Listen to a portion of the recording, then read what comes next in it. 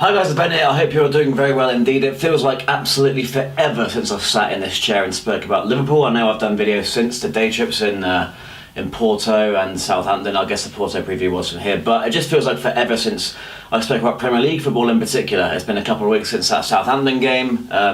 Since then we had that break with no FA Cup football. Obviously the Porto away game, which I was at. I hope you've seen the day trip. It was an amazing trip. Probably the best away game I've ever been to. Probably maybe the best Liverpool game I've ever been to, just in terms of what it meant, the emphaticness of the win, the night that followed, and just what an atmosphere it was in the city for those couple of days. Wonderful stuff. And I'm just feeling so positive about Liverpool, and it's pretty much all I've been thinking about ever since is the quarter-final and what's to come and what we can achieve in this competition. It's just so exciting. We really are in a mix. I've been watching the other knockout ties. I watched Chelsea-Barcelona last night. Don't fear either of those sides. Don't particularly fear Real Madrid, even though they're obviously one to probably avoid because of their pedigree in this competition. Bayern Munich, perhaps one of the ones you want to watch out for. Other than that, apart from Man City, I really would back us to beat anybody. And even if we do draw City at some point, which we probably will do if we're going to advance and go on to maybe win this thing, then we beat them at Anfield, and the game at the Etihad was a bit of a freak. So look, I'm so excited, but today is not the time to talk about that. And on the subject of today, I don't know when this video is going to go up because apparently YouTube is playing up right now. It's currently Wednesday night, just before the Sevilla United game. So 7:15, and the news has just broken that Roberto Firmino will not be charged by the FA after Mason Holgate alleged that he heard a racist remark in that FA Cup tie back early in January. So Roberto Firmino is cleared. He's not going to be charged. He's put a statement out. Liverpool put a statement out. Everton have put a statement out. The FA have put a statement out. The case is closed, and let's just forget about it. Let's not be divvies. Let's not go on about Mason Holgate. Let's not be calling for him to be banned. Let's just move on. These things happen. We've all misheard things. We've all wrongly accused things for whatever reason, so I'm not in the business of having to go at Mason Holgate. The case is over, thank God. Roberto Firmino is in scintillating form. Fair play to him for, despite being under such stress over these kind of accusations, even though he obviously knew he was innocent, fair play to him for being in such amazing form, and I'm excited to see him back in action on Saturday when we welcome West Ham United to Anfield, a team that in the last 2 seasons at Anfield at least have done well. The 2-2 draw last season, when we were on a good run, was obviously a good result for them, and the season before that, towards the back end of Brendan Rodgers' reign, a 3-0 win for them. Both games I was at Anfield for, and yeah, I'm going to be at Anfield again this Saturday, hoping for a more positive result. And the form we're in and the kind of downward spiral that they've been on as of late. We are obviously the huge favourites. Sky Bet have got us at 2-9, whereas West Ham are 11-1. So obviously, form and everything is in our favour. Injuries even.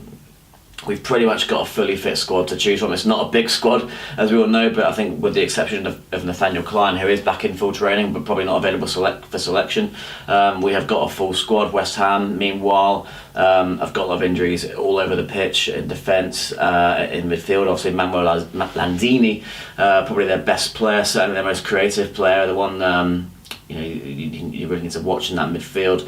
He's doubtful. I know he did post on Instagram that he was ready for Saturday, or he was waiting for Saturday, but he's since deleted that post, which could indicate that they're trying to keep it a secret, or that he's just not ready. So he's the only kind of question mark. But other than that, Andy Carroll's obviously out with a broken foot. So the only issue is Liverpool haven't played in a week and a half. We've seen kind of before this season that when you do break that momentum and there is a week or more between games, that we can kind of be a bit sluggish. But I think the Anfield crowd are going to be buzzing to see the Reds play in front of them again for the first time in seemingly ages, and I'm feeling pretty comfortable about this one. And it's a good opportunity to pull away from some of the teams around us. Arsenal play Man City later on in the week. They got the League Cup final first, but they do play each other in the league later on in the week. Chelsea play Man United. Spurs have got a relatively tough game away at Palace, so we've got the easiest fixture of the top 6. Spurs also will feel they can pick up some ground this week, and with the form we're in and the momentum we've got, I'm really backing us to do well here. I've not really thought about a particular lineup. I will have a go now, though. I think obviously Karras are going to play in goal. Trent played really well in Porto, and I'd have no qualms of seeing him play again. So you know what? There's no Andy Carroll playing up front for them, so the aerial threat is kind of nullified. Although Arnautovic does have a lot of size and power. I will pick Trent for this one. Again, how do you drop Lovren after his performance in Porto? But Matip has looked okay next to Van Dijk so far as well. I'd go Lovren, Van Dijk. I just prefer that pairing, and then Andy Robertson at left back. Midfield, I thought Henderson was great in Porto. So again, it's a tough position to pick in. Milner and Wijnaldum were also really, really good. Oxlade-Chamberlain hasn't had much football lately. Maybe you want to try and get him back in the side. I probably would go with Jordan Henderson, the captain, Oxlade-Chamberlain and Milner. You know what? Let's go for those three. And then Mane, Salah, Firmino, obviously. Score prediction, I'm going for 4-1 to the Reds. I think we're going to be quite comfortable here. I see no reason why we shouldn't be.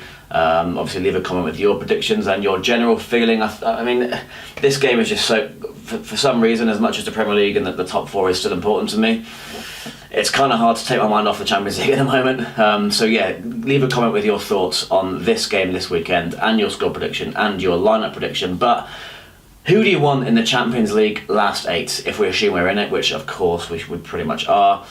This video may or may not go up before or after Man United's game against Sevilla, depending on whether YouTube sorts itself out.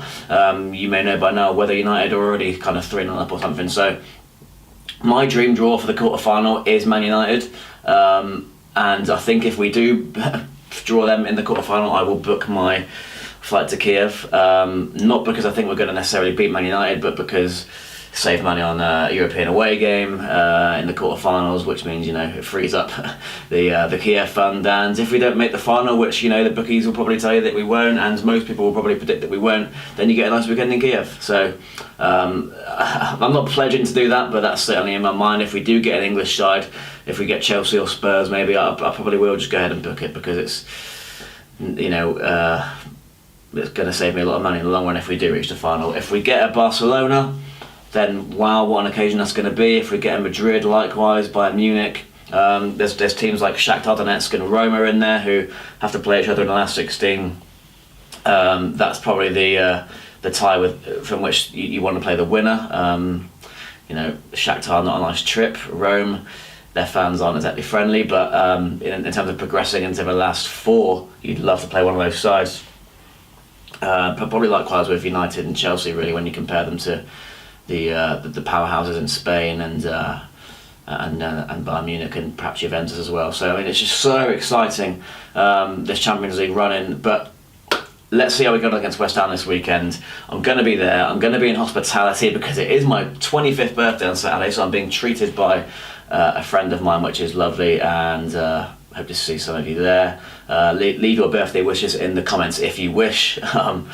25 years old, it's scary, but yeah, thanks for watching. Subscribe if you're new, and follow my other socials, as Ben might say, on Twitter, Instagram, Snapchat and Facebook, and I will see you next time. It'll be after West Ham, but it won't be immediately because I'm going to be drunk.